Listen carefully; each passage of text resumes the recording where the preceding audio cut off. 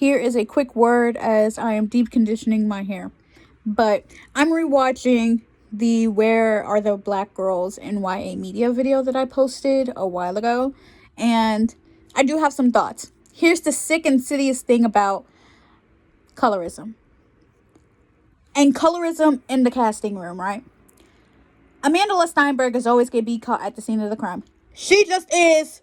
She is always red-handed. Number one. But then number two, outside of that, right?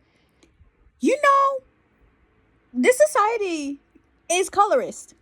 We do value white women. We do value those who are closer in proximity to whiteness. Especially when we talk about femininity. The time that we're living in, right? The time that we're living in is getting far more conservative day by day. With every little act that's stripped away and implemented in place of it, it's becoming more and more conservative. And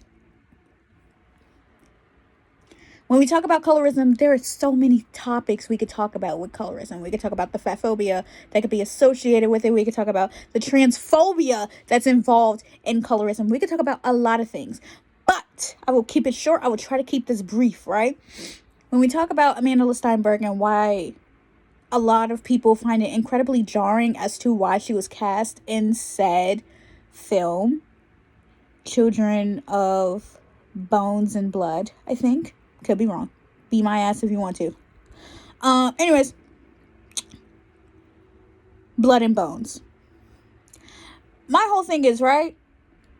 It is so easy to empathize with a character that has the skin tone that is closer to whiteness, who is in closer proximity to whiteness than dark-skinned women and femmes.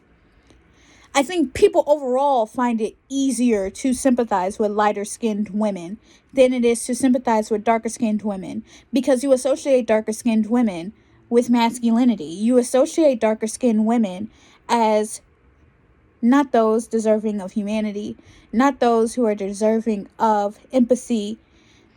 You associate dark-skinned with all of these negative attributes. You may possibly attribute them to apathy.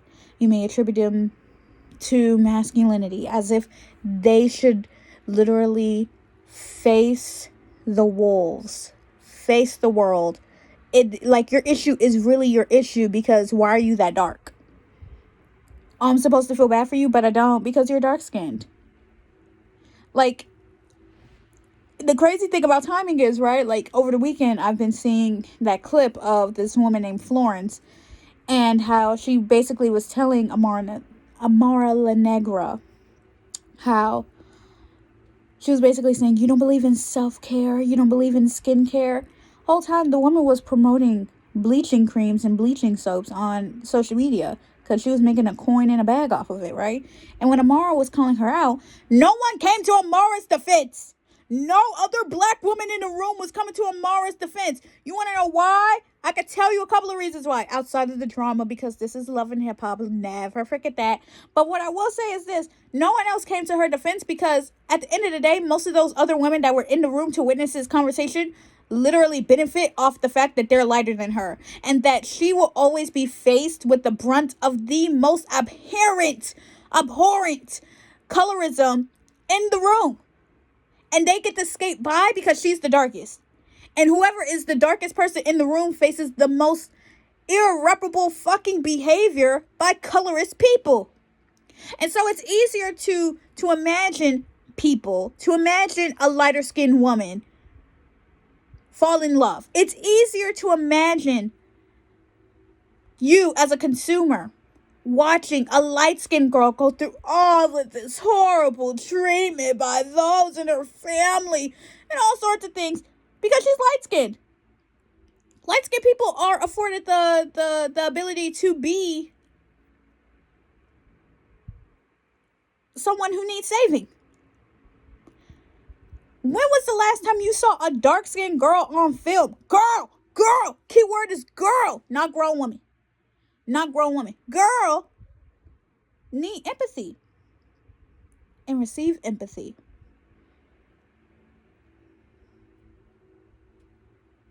I'm waiting. And that's my issue. My issue is that, for one, colorism is such a deep conversation. And I can only talk about it in the scope of blackness.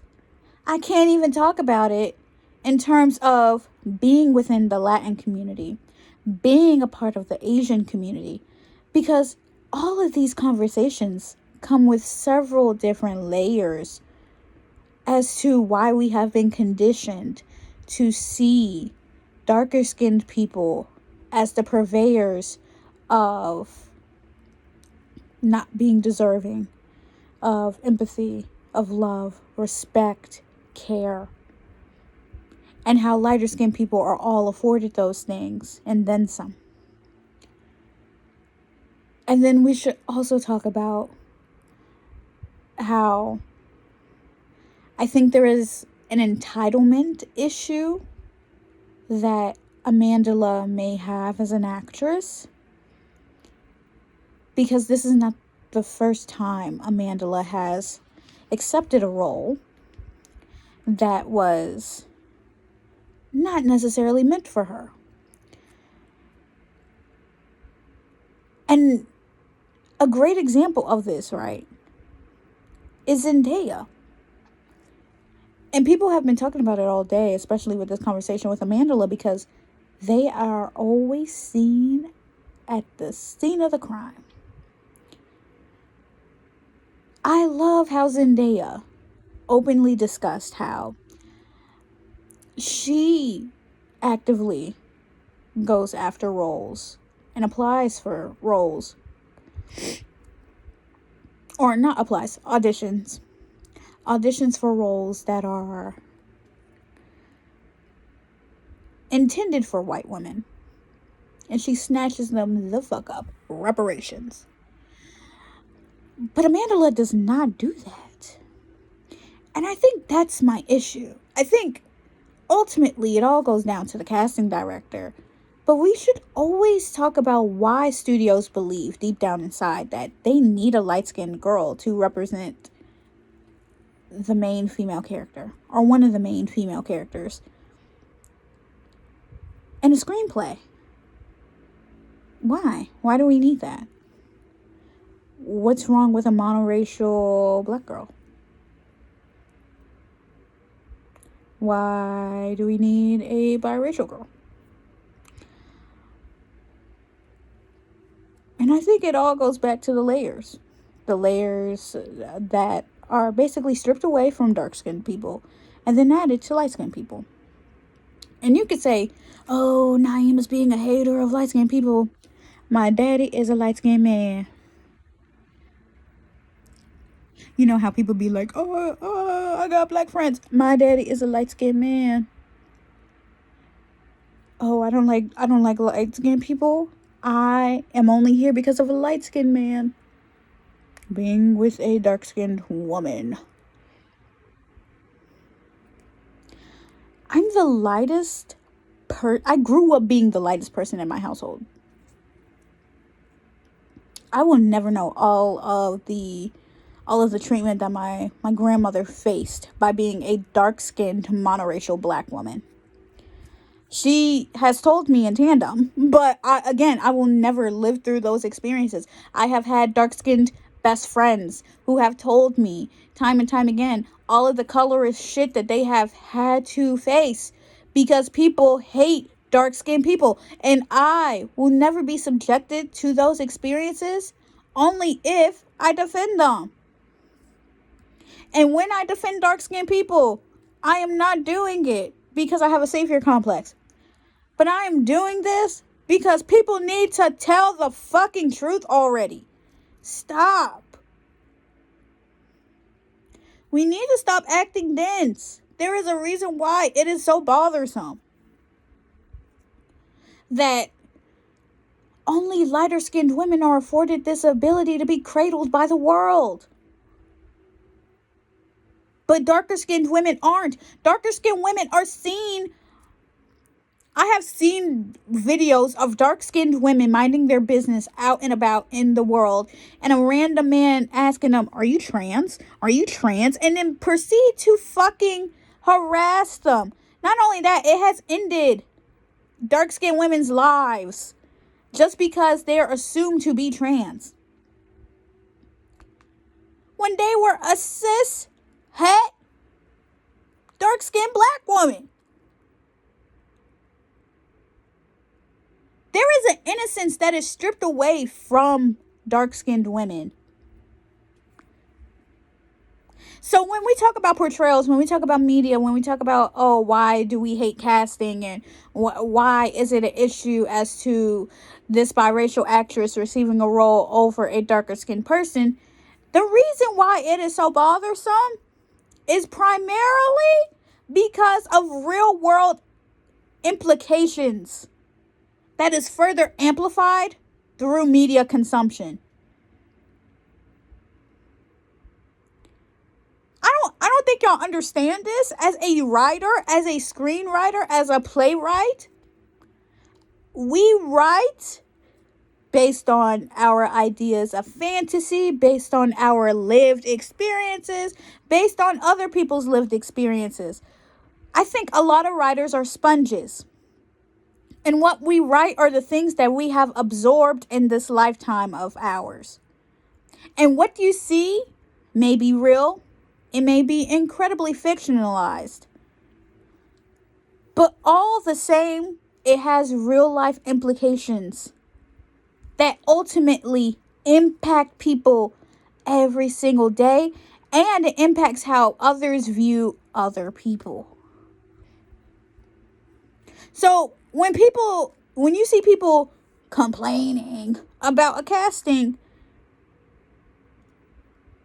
and you're like, I don't see the issue, maybe you should dig deeper. Maybe we should start reading. Maybe we should start talking to other people. All these things. Because they truly do matter. I hate it. I hate that person keeps getting caught at the scene of the crime.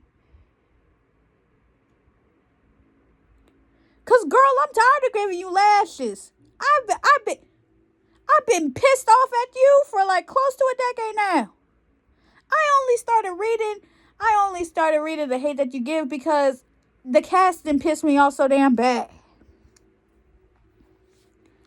And the book good, but the casting pissed me off.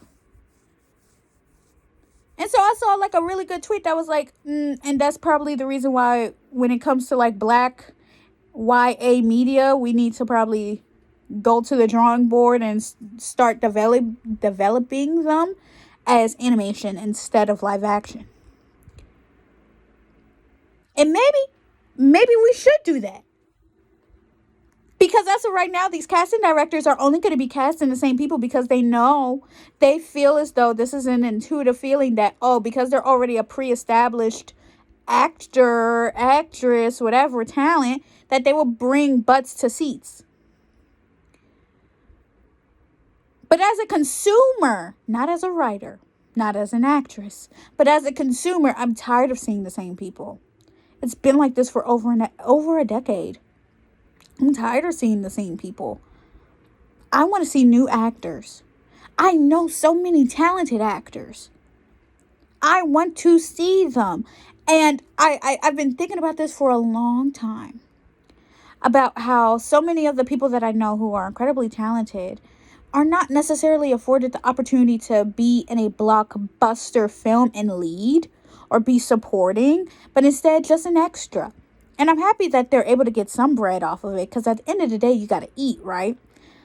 But I wish black people, black creatives in this country were afforded the opportunity to make it big by randomly being in a big film, being in a film that accidentally gets big, and then their whole career takes off.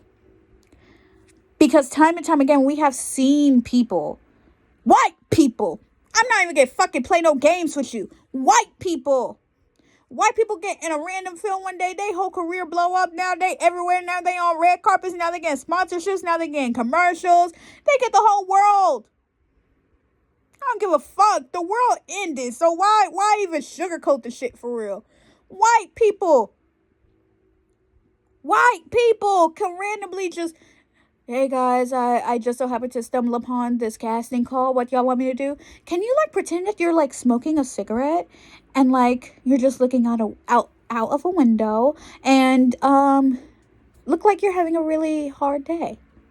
And then they do that shit lackadaisically, get casted. The film accidentally blows up because somebody on TikTok talked about it for 2.9 seconds. Now they're a big star. And now they have Oscar noms. And they get to be in the same fucking category as a hard-working fucking black actor who has been putting their blood, sweat, and tears in the fucking game for over a decade just to be in the same category with a person who just so happened to stumble upon a casting. Racism. The racism is real in the media industry. The gatekeepers are racist. The casting directors are racist. The studio execs are racist. They're colorists. They're discriminatory. And the only time you're going to get adequate representation is if the people who wish to be in your media has to create media for them to be seen. Black actors have to create our own stories, have to find funding, somehow get the stuff produced to see ourselves on screen. The only time you're going to see someone like me on screen, and I'm the main character, not supporting, not the fat, black, sassy best friend, but me as the awkward, insecure, having to go through a lot of bullshit ass, whatever, I don't know. I'm fucking neurodivergent and I'm speaking in circles. But my point is, the only time that you would see a person like me who has a life like me and they receive sympathy from audience members is if I write it myself, find funding, get it produced, and screen it in film festivals. I have to do double, triple, quadruple the damn work as a black person in the industry than a white person who randomly stumbles in on a casting call and their whole life changes overnight just because they're skinny and they're white. And they just so happen to have one or two qualities about them that may make them attractive. And those are my thoughts on colorism. This was an impromptu video. I am posting this like this. Those are my thoughts. I'm annoyed. Y'all all make me sick. And by all y'all, I'm not talking to you as a consumer, but I am talking to the industry. I'm talking to the casting directors. I am talking to the studio execs. I am talking to the Amandla Stenbergs out there. The people who keep taking roles that they don't necessarily fit in for, instead of waiting for a role that is specifically designated for them, or stealing roles of white people. Stealing roles that were intended for white people. Be like your biracial sister. Steal them people roles. Like, damn, we gotta take something back. And at this time, steal from them white people and take them white people roles. Besides, they could easily just do you know how many shows now have a random just, hey guys, we're just gonna have this one biracial actress here now role? They do that a lot now. I don't even know why. Before it used to be like, oh, what's up? I'm just I just so happen to be the white main character's black best friend. Now that's been somewhat replaced by, hey guys, I'm the white main character's biracial best friend / cousin.